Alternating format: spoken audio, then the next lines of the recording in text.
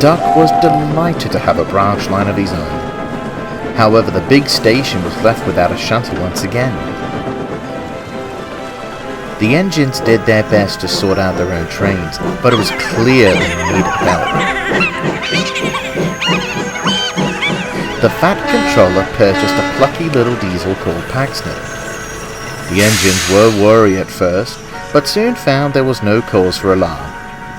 Paxton looked up to all of them and quickly learned his way around the yard.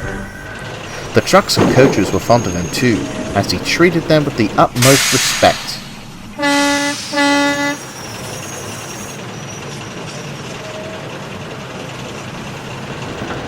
One morning, Paxton was bustling about the station.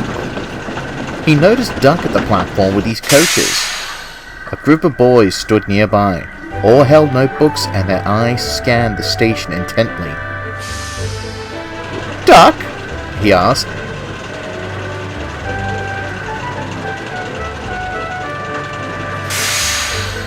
"What are those children doing?"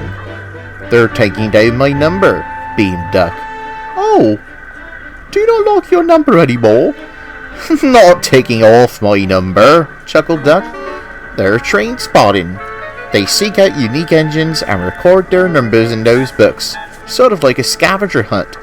"I doubt I'm unique enough for them. They must see diesels like me all the time," chuckled Paxton. "You never know," smiled Duck as he pulled his train out of the station. Some days later, a goods train arrived from the other railway. The diesel who brought it hoped he wouldn't be recognized, but he wasn't so lucky. "Hold on to your hats," laughed Gordon as he rushed past.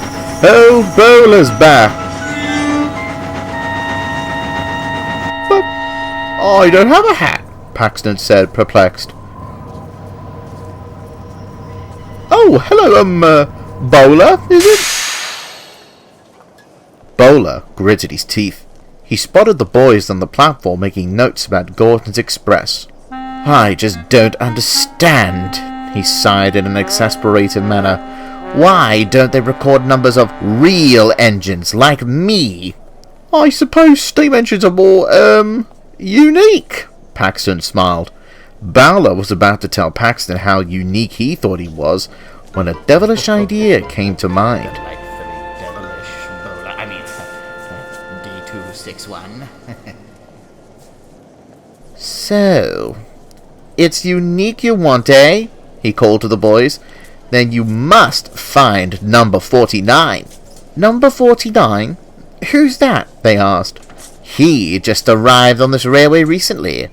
I sometimes see him at Barrow. He's probably in the yard right now.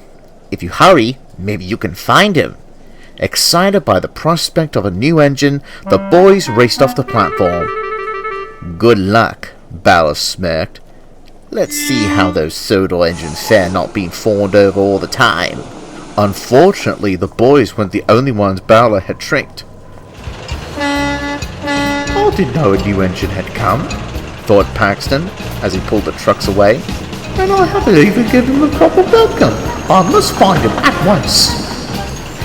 Paxton whirred around the yard, his attention focused solely on the new engine, and not the trucks.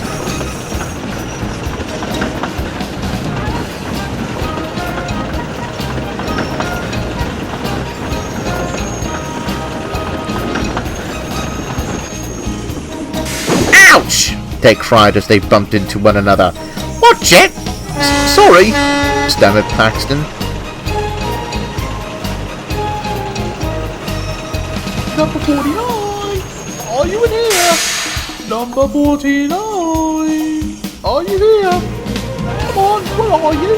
Number 49! Number 40! Oh! Hey, watch it!"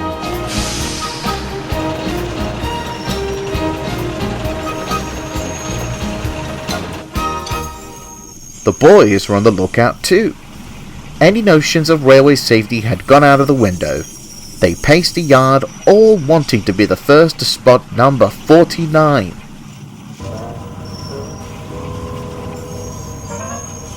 Bowler was still feeling pleased with himself as he backed through the yards to the fuel pump.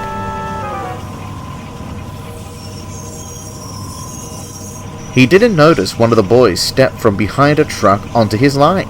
The boy didn't notice him either. His attention was elsewhere. A sudden horn made them jump. The boy, startled by the sight of the big diesel, was frozen in fear. Balor's brakes gave an almighty screech.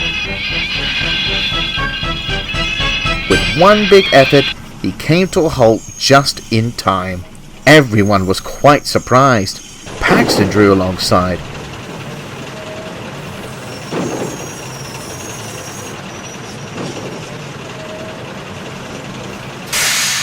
But before he could speak, the boys began to cheer. "Hooray for Paxton!" they called. "Oh, well, thank you very much," blushed Paxton. "But I was only trying to ask Bowler what the new engine looked like." "What new engine?" Alerted by the commotion, Sir Topham Hatt came to investigate. Paxton told him everything, and he glared at the visitor. "Quite the tale indeed. I'm sure your controller will love to hear about it." Bowler gulped. "As for you," he continued, turning to the boys, "you should know full well not to play in a railway yard. If it weren't for Paxton, I shudder to think how this may have ended. I shall not allow you back here until you understand the importance of railway safety." "Please, sir," said a boy, "before we go, could we take Paxton's number down? We've never been fussed about diesels before, but he's a hero." "Oh, I'm sorry," Paxton fretted. "I don't have a number. What if you took my name instead? Would that be alright?" "I'm sure an exception can be made for you, Paxton," smiled Sir Topham Hatt. "You've proven yourself a true credit to my railway." Paxton had never felt so proud. When the boys returned, they made sure to stay on the platform. They waved and cheered when Paxton came past, and he gave a friendly hoot in return. Sometimes they came just to watch him work, and to this day he remains the only diesel recorded in their books. That tells you something about our Paxton, doesn't it?